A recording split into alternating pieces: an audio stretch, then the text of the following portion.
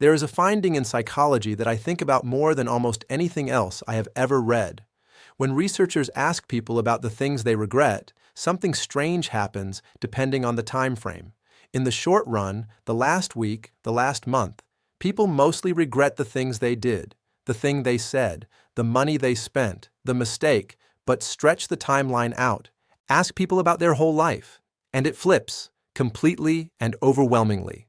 Over a lifetime, people do not regret their mistakes. They regret the things they never did at all. Not the wrong turn, the turn they never took. I am Dr. Patterson. 15 years of practice, and I want to tell you honestly what this video is and is not. There is no science in it, no study I am going to quote you, no mechanism, no blood test, no supplement, nothing to buy. This is just what I have heard, sitting in a room with people, in the part of the appointment that happens after the medicine is finished, when the notes are closed and somebody is putting their coat on, and they say the real thing on their way out the door. It is almost always on the way out the door. If you want the video about your liver, that one is over there, and I am proud of it. This one is different, because here is what 15 years taught me that no one warns you about. People do not, at the end, talk about their cholesterol. Not once. Not one single time has anyone told me they wished they had been more careful about their cholesterol. They talk about people, every time, every single time. So today I want to give you the 5 things I have heard most, counting down from 5 to 1. And I am going to be honest with you about something in advance. This is not a sad video, I promise you that. Because every one of these is a regret about something that is still available to you. That is why I am telling you now, at 65, at 72, at 80, instead of letting you find out later. Watch for number 3 especially, because number 3 is the one I have heard more than any other from more people, and it surprised me because it is not what you would guess. It is not about something anyone did, it is about a silence. Before we start, tell me one thing in the comments. How old are you? Just the number. I read everyone, and today, more than usual, I want to know who is here. Now let me tell you what I have heard. Number 5. I wish I hadn't cared so much what people thought. We start with the one that makes people laugh when they say it, and then stop laughing about halfway through the sentence. Here is the shape of it. Somebody in their late 70s tells me, usually cheerfully, usually as a joke about themselves, that they spent about 50 years worrying what other people would think, about the job they took, the house they bought, whether they should have gone back to school, whether it was appropriate to remarry, to move, to sell, to start. And then the laughing stops, because they arrive at the thing they always arrive at, which is this. They were not thinking about me at all. Nobody was watching. The neighbors they organized their life around had their own lives, their own mortgages, their own frightened years, and they were not spending a single evening thinking about you. That committee you have been performing for your entire life, the imaginary room of people whose opinion mattered so much you shaped decades around it, that room was empty. It was always empty. And the cost was not embarrassment. The cost was the decisions. The thing they did not do because of what somebody might say. What I want you to notice is that this is not a regret about the past. If you are 72 and you have been performing for that empty room for 50 years, the extraordinary thing is that you can simply stop. Today, nobody has to give you permission because nobody was watching in the first place. There is a version of this that is one of the genuine gifts of your age, and I see it in people, and it is wonderful. At some point, some people over 75 simply stop auditioning. They say the true thing. They wear the thing. They decline the invitation. And they are lighter. Not ruder, lighter. They have put down a weight they carried for half a century and never once needed. That is number 5. The audience was never there. Number 4, I wish I'd kept my friends. Number 4 is the one that gets said quietly, and almost always with genuine bewilderment, not guilt. Bewilderment, because nobody chooses this. That is what makes it different from every other regret on this list. Nobody sits down and decides to lose their friends. It is not a decision. It is an erosion. Here is how it actually goes. You are 40 and you are busy. The work, the kids, the mortgage, the aging parents. And your friend calls and you think, I will call him back next week. And you mean it. And next week is genuinely busy too, so it is the week after. And then it is a Christmas card. And then it is nothing, and neither of you did anything wrong, and neither of you can even point to the moment it stopped. And then you are 74, and you are looking around a room and realizing there is nobody left who knew you before you were you. Nobody who remembers your mother. Nobody you can say a name to without explaining who they were. And you cannot get that back by trying harder, because a 40-year friendship cannot be built at 74. There is not time. That is a thing you could only have made when you were 30, and you did not know that then because nobody knows it then. Here is the part that makes people wince. Almost every one of them tells me the same thing, and it is not, we had a falling out. It is, I don't even know why we stopped. And here is what I want to say to you, and I would say it in the room. Some of those people are alive right now, today. And the thing that is stopping you from calling is not that you do not want to. It is that it has been so long that the call feels absurd. 11 years is too long to just ring someone up. The awkwardness of the first 30 seconds is standing between you and a person you loved for a decade. I will tell you what I have learned from the ones who did it. The awkwardness lasts about 4 seconds. The other person is not offended.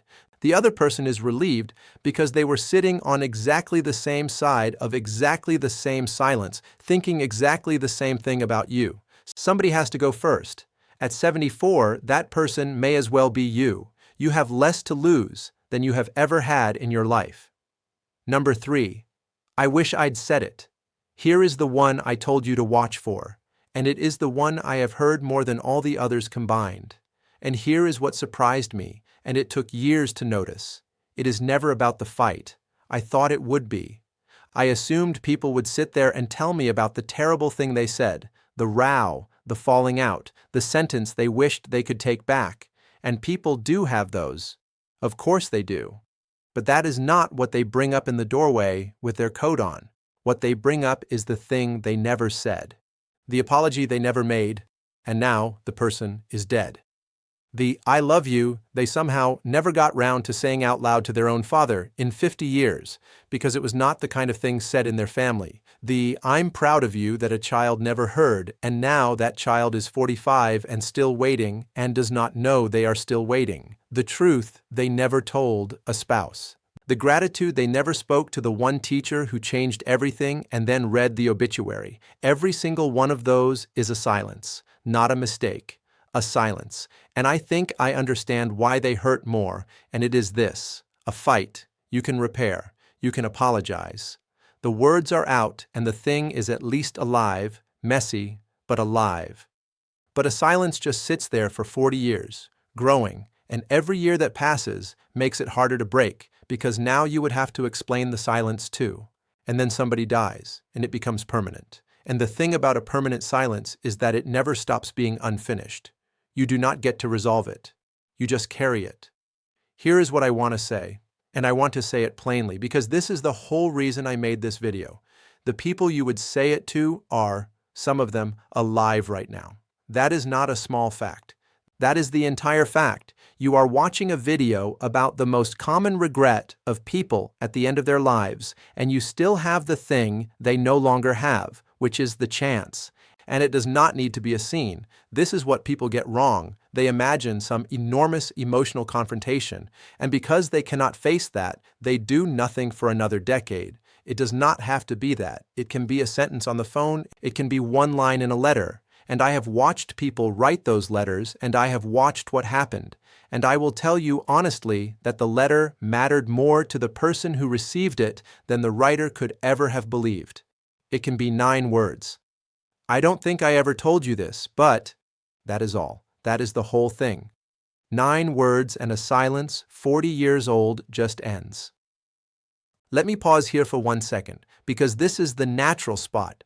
If this is landing for you, if there is a name in your head right now, and I suspect for some of you there is, you do not have to tell me who it is. But tap the like button, and if you want, just put their first name in the comments. Nothing else. Just the name. I read them all and I think it might do something for you to type it. Now, back to the countdown. Number 2. I wish I'd stopped waiting for the right time. Number 2 is the someday list, and I have listened to a lot of them. Everybody has one. The trip, the house by the water, learning the piano, seeing the country their grandparents came from, writing the thing down for the grandchildren, learning to paint badly, which is the only way anybody ever learns to paint. And the someday list has one rule that nobody notices while they are alive. The right time never comes. Not once. Not for anybody. At 35, it was the money and the children. At 50, it was the work and the parents. At 62, it was, let us wait until we are properly settled into retirement. At 68, it was, let us wait until after the operation. At 74, well, now the knee. At 79, now who would I even go with? At no point in that entire sequence did anyone make a bad decision. Every single postponement was reasonable. Each one, taken alone, was the sensible thing. And that is the trap. Not one big mistake, 40 sensible ones in a row. And here is the honest part. And I am not going to soften it, because this video would be worthless if I did. Some of it is gone. I am not going to stand here and tell a 78-year-old with a bad hip that she can still hike the mountain because she cannot, and she knows she cannot, and pretending otherwise would insult her. But I will tell you what I have watched happen. Almost every time somebody tells me about the thing they can no longer do, underneath it, when you actually pull on the thread, there is a smaller version that is still completely available. And they have not noticed because they are so busy grieving the big version. She cannot hike the mountain. She could absolutely be driven to the top of it and sit there for an hour and look at it. That is not a consolation prize. I have watched people do that and come back changed. He is not going to see Italy for 3 weeks. He might see it for 5 days, in a wheelchair, with his grandson pushing. And I will tell you something, his grandson will remember that trip for 60 years. It will be the story that grandson tells at his own funeral. The 3-week version that he was holding out for would have been for him. The 5-day version is for both of them. The someday list does not need to be completed. It needs to be started. Pick the smallest one, the one you could do this month. Not the mountain, the drive. Because if you have a someday list at 74 and you are still calling it someday, you already know what happens to it. You have watched it happen to other people. Do not make me the one to tell you. Number 1, I didn't know this was the good part. And here is number 1. And it is the one that took me years to hear properly, because people do not say it in words this clean. But it is underneath almost every other thing on this list, and once you hear it, you cannot stop hearing it. Here's how it comes out. Somebody at 84 tells me wistfully about being 70, how well they felt at 70, what they could still do at 70, and there is a specific ache in how they say it, and the ache is this: they did not know. At 70, they were already thinking of themselves as old. At 70, they were already saying no to things. At 70, they were already waiting to see how the knee went. And they were fine. They were completely fine. And they spent that whole decade braced against a decline that had not arrived yet. And here is the part that stops me every single time. That same person, at 70, was doing exactly this about 55. Telling me how good 55 was, doing it right in front of me, and they did not notice. Everyone does this. Every age looks backward and sees the good part, and does not notice it is standing in the good part right now. And the reason it is number 1 is that this is the regret that eats all the others. It is not one missed thing. It is a decade of bracing, of holding your breath, waiting for the bad part, and missing the actual years while you waited. So let me say the only thing in this entire video that I am genuinely asking of you. You are in it right now, whatever age you are, and some of you told me in the comments, there is a version of you, 10 years older, who would give a very great deal to have this exact ordinary Tuesday back. Not a special day. This one. The one where your body does what it does today, and the people who are alive today are alive. That person is not a fantasy. That person is you. and they are watching, and they are asking you to notice. That is number one, and it is the only one that is not about the past at all. Alice. Let me tell you about someone I will call Alice. She is a blend of several people I have cared for, so nobody's privacy is on the line. Alice was 84 when she said the thing that made me start paying attention to all of this. She was in for something completely unrelated, a chest infection, entirely routine. She was fine. And on the way out, coat half on, she stopped and said, "You know what I'd do if I could go back? I'd go back to 71 and I'd have a party." I asked her, why 71? She said that at 71, she had wanted to have a big party for her birthday, everybody still alive. Her brother, still alive then, 2 friends from her school, both still alive then, and she had talked herself out of it. Too much fuss, too much money. What would people think? Who has a big party at 71? It seemed self-important. So she had a quiet dinner instead, which was perfectly nice, and then she listed for me, very calmly, who had died since, and it was most of them. She said, "The party would have cost me £400, and I've thought about it every year for 13 years. And here is why I am telling you this, instead of something more uplifting. Look at what actually stopped her. It was number 5, what would people think?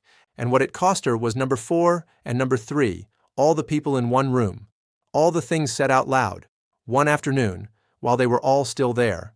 And she has spent 13 years knowing that. I am not going to tell you Alice made her peace with it because she did not, particularly. What she did was tell me, on the way out the door, with her coat half on, which is where people tell you the true thing, and I think she told me so that I would tell you. So here I am, telling you, before I let you go. One thing, and I mean it kindly, and it is the most important sentence in this video. If you are watching this and something in it has gone deeper, then that was a nice video. If you have been feeling flat or hopeless, or like the good part is genuinely over, and there is nothing left in front of you, please hear this. That is not wisdom. That is not what 75 feels like. That is very often depression, and depression in older adults is treatable. And it very often does not look like sadness at all. It looks like exactly what I just described. It looks like flatness, like the interest draining out of things, like being certain that this is simply how it is now. It is not how it is now. It is a condition, it has a name, and people get better from it every day, including at 80. It is not a character failing, and it is not a normal part of getting older, whatever anyone has told you. So if that is you, tell someone, your doctor, your family, someone. Please do not sit alone with it and call it aging. Recap. So there they are, 5 things from 15 years of doorways. Number 5, I wish I hadn't cared so much what people thought. The room was empty. It was always empty. Number 4, I wish I'd kept my friends. Nobody chose it. It eroded. And some of them are alive right now, and the awkwardness lasts 4 seconds. Number 3, I wish I'd said it. Never the fight. Always the silence. 9 words. I don't think I ever told you this, but number 2, I wish I'd stopped waiting for the right time. It never comes. Not for anybody. Pick the small version and do it this month. And number 1, I didn't know this was the good part. You are standing in it right now. Here is what I want you to notice about that whole list, and it is the reason I am not sorry for making a video that got heavy. Not one of them costs money. Not one of them requires you to be well, or young, or mobile, or brave. Every single one is available to you today from a chair with a telephone. The people I have listened to did not regret their bodies. They regretted their silences. And you still have your voice. So do the small thing, not the big one. You will not do the big one, and I would rather you did the small one than nothing. Make the call. Type the name. Say the 9 words. Now, I want to tell you where this goes next, because there is one thread running underneath every single item on this list, and I could not fit it into any of them. 4 of these 5 are about other people, and it turns out that is not a coincidence or a sentimentality. When researchers went looking for what actually predicts how long and how well a person lives, being connected to other human beings came out sitting alongside risk factors we take deadly seriously, like smoking, not as a metaphor, in the mortality data. and almost nobody over 60 has ever had a doctor ask them about it. In my next video, I am going to show you that research and what to actually do about it. I will put it right here on the screen. I am Dr. Patterson. Make the call today. I will see you there.